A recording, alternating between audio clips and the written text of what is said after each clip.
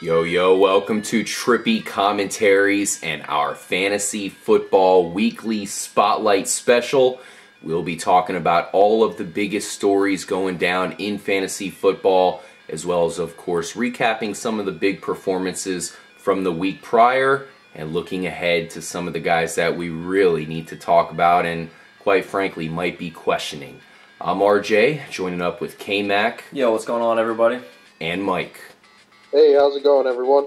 Thank you for joining us for our inaugural episode, guys. We will put our Twitter handles in the description below. Definitely make sure to follow us because there is going to be some things that we aren't going to touch on in this episode. Yeah. But as long as you tweet at us, we can get you anytime. We always have your back. So just get our back by making sure to join us every Thursday morning. Yeah, Wednesday morning. Wednesday morning, damn. And of course, we'll get you right before the big Thursday game heading into the next week. Let's go ahead and start off by talking about Andre Ellington. This is a guy that I was a little bit negative about heading into the season, and then you had that whole injury situation come up. Of course, he has a bad foot injury, and some people were saying that he was going to miss up to 6 weeks. It turned out he actually played in the first game of the season. Didn't really do anything spectacular. In fact, he actually fumbled. So kind of hurt his stats as far as fantasy is concerned. But considering the foot was injured, I thought he actually looked better than I thought. And the story came out today. Of course, it is Tuesday today. Yep. That he really can't injure the foot any further. I still think his stock is way down from the beginning of the season, of course, when everybody was drafting. Would you still start him on a weekly basis here, though, FPS Kyle? I think he's kind of moved more to a flex role for me. Not really a RB2, which a lot of people had projected him as in the beginning of the season. Obviously, with the foot injury, he says he doesn't feel he's running at 100% yet, which a guy like Ellington needs to be at 100%. He needs to be able to cut. It's kind of a big part of his game. He's a fast, agile running back. And he's going to be able to have to catch passes out of the backfield. So if he's not able to make good cuts on that foot, and if that's going to give him problems, that's something you need to take into account. But maybe at this point, it's a good point. If you think that this is not going to bother him, this is a good point to where maybe you can try to work a trade and trade somebody for Ellington, something that you don't really value, because now they're all of a sudden scared because, oh man, I got Ellington and he's going to be maybe banged up all season. So you think maybe try to trade for him? I like that. You might be able to get him for a really low value, and eventually in the season he could get better and become a better running back, through the season. I'm trying to think of a good player that maybe you could try to trade for an Andre Ellington, because that is a pretty good scenario. Let's try to look at maybe a receiver here, because a lot of times people, might have more running backs. I know that might be rare this year. But, if someone does have an Andre Ellington, but they have a capable backup, but they're looking thin at wide receiver as well, maybe you can try to trade them. What are you thinking here? Would you possibly go with, let's look at maybe Keenan Allen? That's got to be too good. Perhaps Emmanuel Sanders for Andre Ellington straight up. What do you think about that? I would look at more of a guy that no one was really thinking about, that just played good last week. Like, maybe you scoop up a guy like Allen Hurns and then try to use that as trade bait. We've all done that in the past. Just for the wow factor, just some of these guys. I was thinking maybe even a guy like a Terrence West. Or Terrence Williams. Terrence West, like that. Yeah. Even like a Terrence West who, he had a pretty decent game. He did get kind of touchdown vultured. We don't know how long it's going to last, but he did put up points. If you think that Ellington's better, you might be able to use that as trade value and get a guy that was definitely drafted way higher. Most people probably didn't even draft Terrence West. So. Terrence West is actually owned in a lot of leagues, so that's a pretty good situation. If someone does have Terrence West, it looks like Ben Tate is going to be back most likely for this week. If not this week, then next. So even though we expect Ben Tate to get re-injured at some point here, Terrence West probably isn't a huge guarantee to be, a definite fantasy point scorer here at fantasy, especially because you have the touchdown vulture there. Mike, with the Andre Ellington injury here, do you think you'd start him possibly at your flex or maybe even number 2 running back? Yeah, definitely. I like Ellington at flex. I think he's a great flex play as of right now. He looked really explosive there with the injury. I wasn't expecting him to come out looking that quick and being able to make some of those cuts he's able to. And he looked pretty solid. He definitely passed the eye test. So I think he's going to be a great flex play right now, and eventually is going to evolve into a good number 2 running back. And if you can trade for him right now, definitely try to scoop him up. Yeah, I mean, especially because, like I said, that fumble took away from his points. So a lot of these owners of him in fantasy that really aren't looking at all of the yardage and all that, they're just looking at the end total there.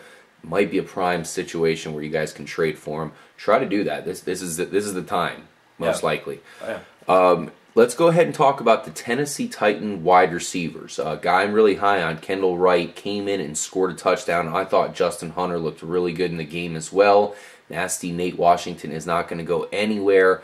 Basically, what I think is going to happen here, Kyle, is I think Kendall Wright's going to be fairly consistent here. He's pretty touchdown dependent, but he still will be consistent. Last year he didn't catch too many touchdowns. I think it was an anomaly. I think you'll see him maybe with like 6 this year, something pretty respectable to make him top 25 receiver. Yeah. But I liken Justin Hunter to a Marcus Colston type who's going to have huge games out of nowhere. He's either going to be huge game or probably 3-4, whatever, something like that. Yeah. Boom or bust. I think I still have him. Like I said, I drafted him real late in our draft, and I still have him. I think he's going to be a guy that is going to eventually become a good receiver, maybe starting at a 3 or 4 wide receiver for me. He had 10 targets last week, and he did that on a limited snaps. Nate Washington, Nate Washington was obviously, he was out there pretty much the whole game, and he had Kendall Wright out there as well. So he's pretty much only being used in 3 wide receiver sets. So I mean, in a team like this, the Titans, if they do end up falling behind against some of these teams that they're going to be playing, that's where he's going to step up big. He'll be in. They'll be throwing the ball more. He's going to be in. He is he's kind of a freak of a nature kind of receiver. He's a big guy. He's going to go up. He's going to make those phenomenal catches, and he's got the ability to really score once he catches the ball. So he's a guy I would definitely hold on to a little longer. Don't dump him off yet because you might be regretting it later in the season. Yeah, and Nate Washington's not going to go anywhere. No. I was in the forefront out of our crew here, Trippy Commentaries, with Kendall Wright. I seem to be defending him a lot leading up to the season, of course, with the draft season there. Now he got a touchdown in a pretty decent game. Mike, are you convinced of him as possibly a wide receiver 2 here? You'd have to say he's probably a must-start at this point at least. Yeah, I mean, I like Kendall Wright. He seems to always be consistent and, at least having more than 50 yards receiving each game. And if he adds on a touchdown there, that's solid. So I like Kendall Wright as a consistent wide receiver. Number 2, I'd prefer to have him maybe in that flex spot. That'd be more ideal. But he is worthy of that number 2 wide receiver spot, I do think. Now, RJ, how do you feel rolling into this week against Dallas of starting either one of these 3 guys? Because you might think either one of these 3 guys you could use if you're in a 4 wide receiver league, maybe in a 3 wide receiver league if you need to.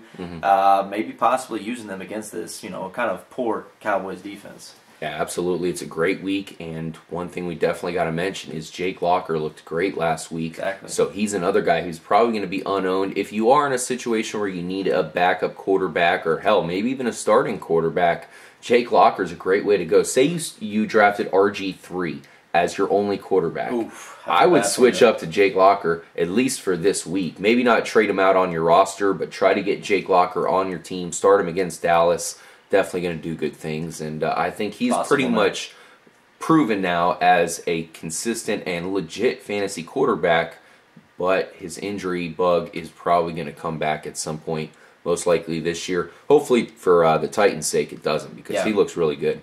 Allen Hurns pretty much blew up last week. He was one of the best fantasy wide receivers in week 1. Only 4 catches, but 110 yards. Of course, had the touchdown. Cecil Shorts is going to be back. You have the rookie Marquise Lee, who's only going to get better. K-Mac, do you trust this at all? I don't know, man. In Jacksonville, they've been talking a lot about this guy through all of preseason. He actually had a pretty good preseason. This is a guy that I could actually see maybe possibly starting over Marquise Lee when Cecil Shorts comes back. Marquise Lee did have a decent game, but like we heard and as we saw, that was all in garbage time at the end of the game. Allen Hurns was targeted early. He had 9 targets, only 4 receptions, but I mean that could be a combination between bad passes and not being on the same time, being on the same page on the first game of the week. Now, if Cecil Shorts does come back, I would be willing to bet that Allen Hurns moves into that number 2 spot because I think they really like him. The guy is a good receiver and this is a guy to keep your eye on right now. I mean, yeah, you always have these guys. I think it was like last year, 2 years ago, a guy named Kevin 2 years ago, Kevin Ogletree with the Dallas Cowboys. Week 1 comes out like 200 yards receiving, and everyone flocked to the waiver wire to try to get him, and he sucked the rest of the year. There is potential for that here in Jacksonville, but hey, even if Henney goes down, Blake Bortles comes in, it's probably even going to be better for him. Yeah, and I have to say that I don't think Allen Hurns is going to go away due to the fact that he looked so good in the preseason. Yeah. You add this first game, I think he is going to turn into a pretty consistent wide receiver as far as in the actual starting lineup for the Jacksonville Jaguars. But you do have Marquise Lee, you do have Cecil Shorts, which means they're going to have to start playing 3 wide receiver sets. That shouldn't be a big deal for them in Jacksonville, where they're growing and their quarterbacks definitely need experience with all that stuff. And I think the running game is going to be pretty much obsolete. I think they're going to have to move in that direction of really opening the offense up to start moving the ball down the field. You mentioned their running game. Toby Gerhart, disappointing first week, got injured. Yeah, looks like he will be back. The one thing that Toby Gerhart that people were positive about him was that he is used in the receiving game. He actually, for a big guy, he's a pretty good receiver. You like that for teams. It's kind of like Rashad Jennings there for the Giants, where those teams aren't going to be up very much, but the fact that they're going to catch the ball makes them valuable. Now you have Gerhart injured, and he just didn't look good. I mean, if they can use him in any way how the Minnesota Vikings were using him, he's going to be effective. He's proven that to us already. I just don't know if they're going to use him that way. We saw Maurice Jones-Drew. It looked horrible last year. I just feel that you have to have a solid running back in their system to do well. Obviously, Maurice Jones-Drew, even coming down and not being in his prime anymore, is probably still comparable to a Toby Gerhart. So I don't know if he's going to do that much better than how their rushing game was last year. Yeah. Mike, going back to Allen Hurns, do you think he's someone you have to pick up this week if available? Yeah, I mean, you definitely have to have him on top of your waiver wire ads. Like you all said, Marquise Lee, it is scary seeing him there as well with quite a few as many targets. But like you said, with Cecil Shorts coming back, we're going to see a downward spiral in the amount of targets for both of those guys. And, I think Cecil Shorts is going to regain that number 1 wide receiver spot there. But I do see Allen Hurns possibly stepping up to that wide receiver 2 spot there in Jacksonville and looking like a solid, possibly flex play later on this season. I mean, because we already know that Jacksonville usually has 2 wide receivers that are fantasy worthy. When they had Blackman, even when they had Blackman and Cecil Shorts, you could play both of those guys either week, and one of them was going to have a good game. So Jacksonville's kind of always, as bad as their offenses have been, they've always proven that, hey, they're usually playing from behind. These guys are going to get that garbage time like Marquise Lee did last week. Yeah, and the way we talked about Andre Ellington to kick off the episode, you kind of have to have the same exact thing going on here with Cecil Shorts, because the Allen Hurns situation proves that the number 1 wide receiver there is definitely going to get some points. Cecil Shorts is going to slide right in there. He's proven that he's pretty good, and a lot of people are probably forgetting about him right now. You're not going to have much time to trade for him because he will be back, but maybe even if he doesn't come back with a bang this week, still maybe a guy you want to target possibly cheap if the right owner has him and is willing to trade him off without seeing him. Now, you have Brian Quick there in St. Louis, who looks like the number 1 wide receiver. He's got to be a guy who's available, K-Mac. The quarterback situation is as bad as it gets. So is he even worth picking up at this point? Well, I mean, if you're like in a 14-person league, because right now, 14-person league waiver wire is looking horrible. Miserable. You don't have a whole lot to choose from. This is a guy who's probably going to be on free agency, and I mean, he led the team in targets and converted on most of them. He looked sharp, looked efficient. He was about the only thing I saw from the Rams that I was like, wow, okay, there's a little glimpse of some offense. The rest of the offense looked horrible. Sean Hill should be back this week. I see a little bit of an increase in their offense with him being in as long as he can stay healthy. Yeah, and we should definitely mention that the running backs did not look too good. So if that running game is not going to be impressive like it was last year, it's not going to help that receiving game. St. Louis needs to focus on that running game, because if they get that running game going, that's what's going to make Brian Quick legit. Because he's the number one guy, at least so it appears. Not too many other wide receivers to compete there with, because Tavon Austin is really not a number one wide receiver type. So the job's there for Brian Quick. Just to give you guys a quick update on the Josh Gordon situation. I know that's one of the more crazier situations we've seen in fantasy.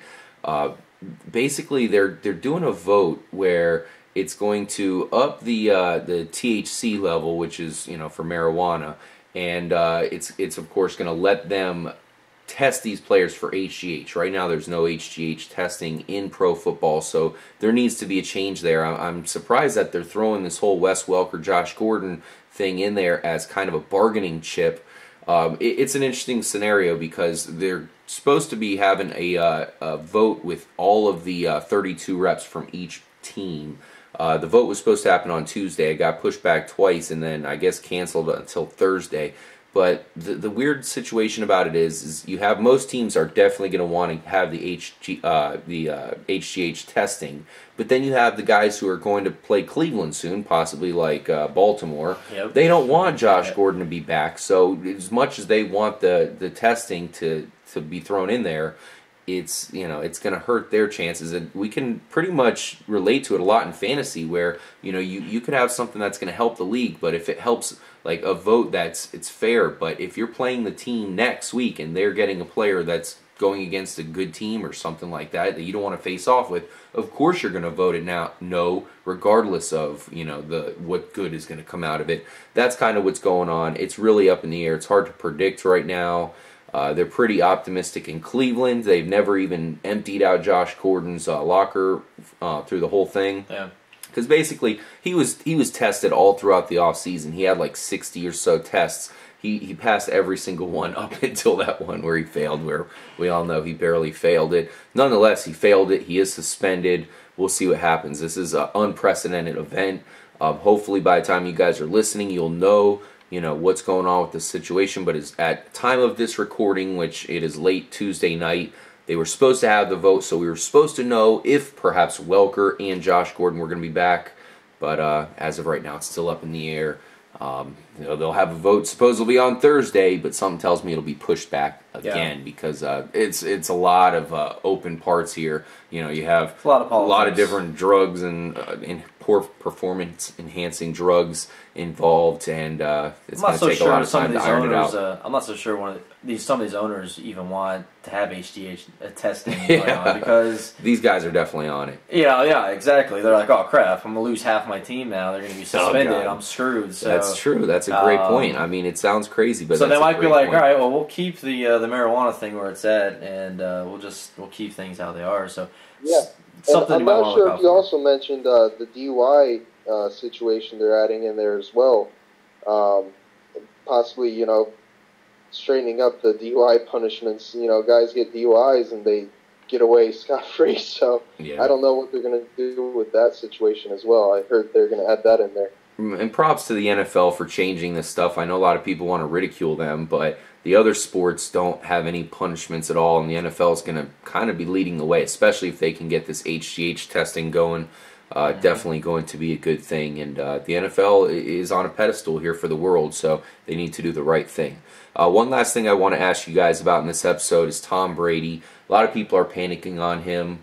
We viewed him as a wide receiver 1. I think he's still a low wide receiver 1, but he played terribly against the Dolphins, which aren't really the best defense. I'm sure they'll be okay this year, but not too scary. I still think he's a quarterback 1 here. You got to look at his best 3 receivers here. Of course, Gronkowski, Shane Vereen, and of course the best receiver there is Julian Edelman. These guys aren't going to be going too deep. These guys are going to be able to get the ball short range from Tom Brady. Even if he's not playing at his best, I think he's going to be able to give those guys the ball. They're going to produce for him, which is going to give him respectable stats more likely than not. Yeah, I mean, I think Tom Brady's going to bounce back. Like I said, one thing I want to also mention to everybody for fantasy, week 1, don't overreact. If if you have a guy that only put up 3 or 4 points this week, don't think that, oh, I need to get rid of him. I need to pick up this guy on waivers who just scored 22 points this week. Because it's not always going to happen. Understand the guys that you have. And a guy like Tom Brady is going to have some big games. He's going to put up points. He's going to be a consistent starter for you. This week might not have been the greatest week for him, but next week he could have 3 touchdown passes to Gronkowski and possibly even run one in himself. He's always good for that every once in a while. So don't give up on Tom Brady yet. I mean, maybe if you have another quarterback that is looking really good to you on your bench for some reason, maybe roll with them. But they are going to Minnesota. Minnesota's looked somewhat good last week. Of course, St. Louis' offense looked horrible, so we can't really gauge that. So I would definitely look to keep Tom Brady going. Yeah, definitely. I mean, he's got weapons here. You'd think that would help him, because last year I thought his weapons were really lacking. Now that he really trusts Julian Edelman to be that Wes Welker type, Gronkowski's back. I think Gronkowski's just going to get better throughout the season, provided he actually stays healthy. And Shane Vereen did look really good in Week 1, especially from a receiving standpoint. Thank you guys for joining us. We'll definitely be with you every week. Tweet us at TrippyComs, as well as the other, of course, Trippy commentator Twitter accounts. Trippy Twitter accounts. We'll put those all in the description if you guys want to get us. I know, Mike, you think that Dwayne Allen's a possible pickup. He's got to be available for everybody. He definitely had a huge play with Andrew Luck Sunday night against the Denver Broncos. Yes, I like Dwayne Allen over Kobe Fleener there in Indianapolis. I think he's my sleeper pickup of the week. I like him there over Fleener, and I think he's going to turn into their #1 tight end there in Indianapolis, and I think he's going to definitely be worthy of playing in your lineup later this season. Absolutely. Thank you for joining us, Mike, and dropping your knowledge. We'll see you next week. Make sure to, of course, ask any questions you guys want in the comments below. We'll get back to you immediately, especially if you have any questions for next week. Anything at all, we'll drop you. We're fully interactable here at Trippy Commentaries. I'm RJ K-Mac. Yep. Week 1 was crazy. Sure was. I think Week 2, I think the fog's going to clear a little bit more for us. I think so. Jamal Charles will bounce back this week. Really? Oh, yeah. We'll see. He looked not so good last week. Andy Reid took the blame for himself. He says that shouldn't happen. We've seen this by Andy Reid running backs before, where he don't look too great. Next week, yeah, show you guys who draft him #1. He'll be back. He'll be back. I hope so for your sake. There he is. He looks good. We'll see what he does in Week 2. For the Trippy Com crew, peace out. Stay trippy. Good luck in Week 2.